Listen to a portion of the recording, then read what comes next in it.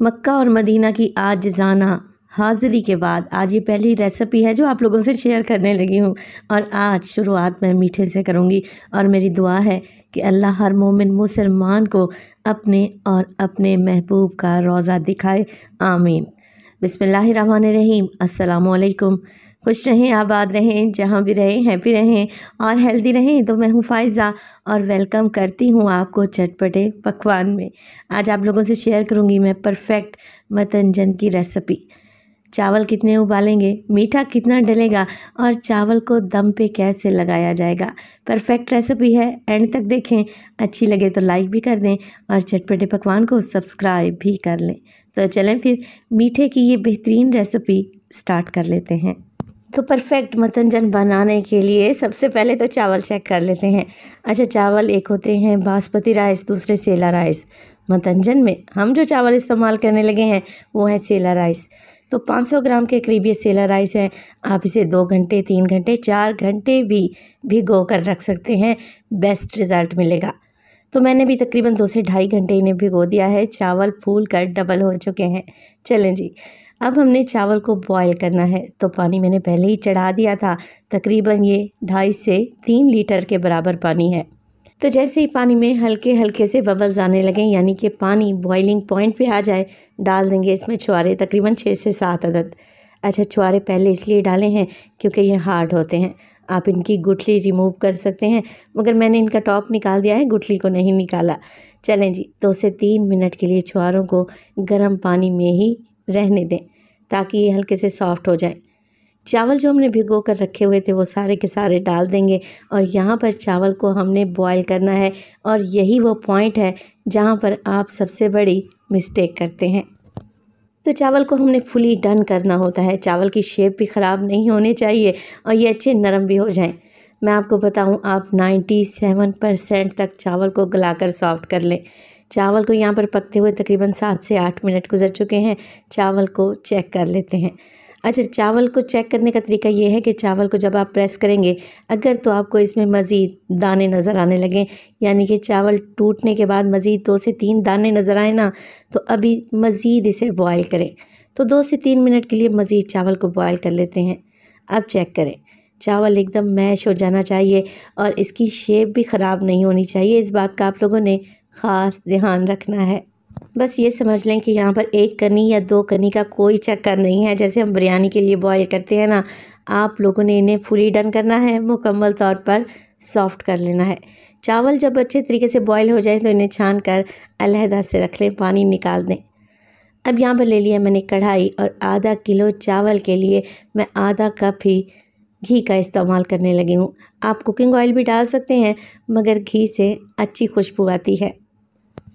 तो यहाँ पर घी में डालने लगी हूँ मैं 2 अदद लौंग और तकरीबन 3 से 4 छोटी इलायची, जिन्हें तोड़ कर डाल दें।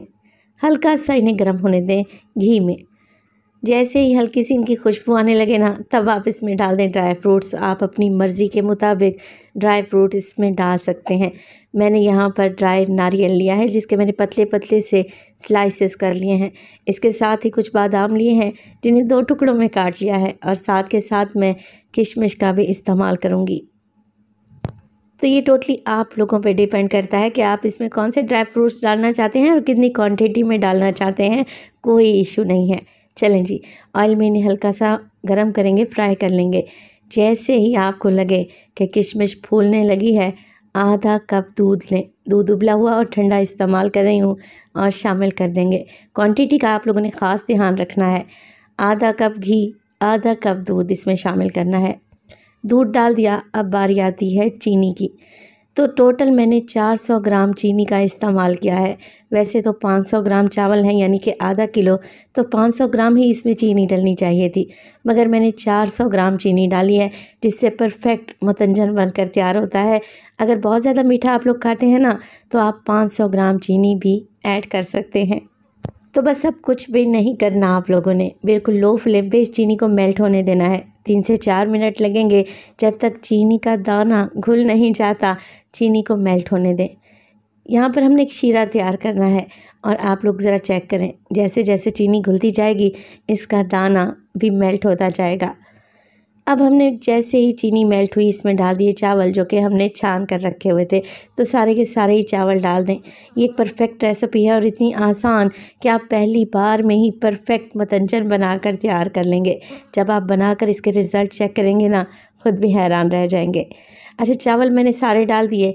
अब चावल को हल्के हाथ से शीरे में मिक्स करें। चारों तरफ से नीचे की तरफ चम्मच लेकर जाएं और ऊपर की तरफ चम्मच को इस तरीके से उठाएं।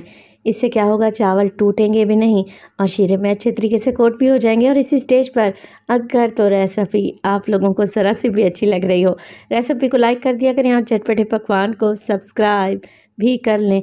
आप सब लोगों का बेहद शुक्रिया। जैसे ही चावल आप लोग मिक्स कर लेंगे ना शीरे में, आप देखें शीरा पानी छोड़ देगा और इसी पानी को हमने ड्राई करना है। तो फ्लेम को थोड़ा सा हाई कर लें और इस पानी को खुश्क होने दें। 5 मिनट में ही पानी खुश्क हो जाएगा। ये देखें कुछ इस तरीके से। जैसे ही पानी ड्राई हो जाए बस चावल को दम पे लगा दें। मतंजन तैयार होने में ज़्यादा देर नहीं लगेगी इंशाअल्लाह ताला। तो परफेक्ट मतंजन बनाने के लिए दम लगाने का भी तरीका है। मैं तो इसे बना रही हूँ हॉट प्लेट पर। आप अगर गैस सिलेंडर पर बना रहे हैं ना, तो पहले रोटी बनाने वाला नीचे तवा रखें, उसके ऊपर चावल लगाएं और 15 मिनट के लिए दम पे लगा दें, बिल्कुल लो फ्लेम पे। 15 मिनट के बाद परफेक्ट मतंजन तैयार है। मगर अभी रेसिपी ख़त्म नहीं हुई क्योंकि अभी हमने इसमें कलर्स ऐड करने हैं। तो मैं डाल रही हूँ यहाँ पर जर्दा food colour, green food colour और रेड फूड कलर। तो यहाँ पानी में मैंने घोल कर रखे हुए हैं तकरीबन 1-1 टीस्पून के करीब। थोड़ा सा फासला रखें और कलर्स को हल्का हल्का सा डाल दें। कवर लगाएं और गरम चूल्हे पर मज़ीद 5 मिनट के लिए मतंजन को कवर लगाकर पड़ा रहने दें। तो 5 मिनट के बाद माशाल्लाह से बेहतरीन मतंजन तैयार है। कलर्स अलग-अलग रहेंगे, चावल एकदम गला हुआ सॉफ्ट बनेगा और शीरे में भी हार्ड नहीं होगा। इस बात की तो मैं आपको गारंटी दूंगी। तो देखें, लग रहा है ना परफेक्ट देंगी मतंजन। आप इसमें खोया भी ऐड कर सकते हैं, मगर मैंने छोटे मिनी रसगुल्ले लिए हैं।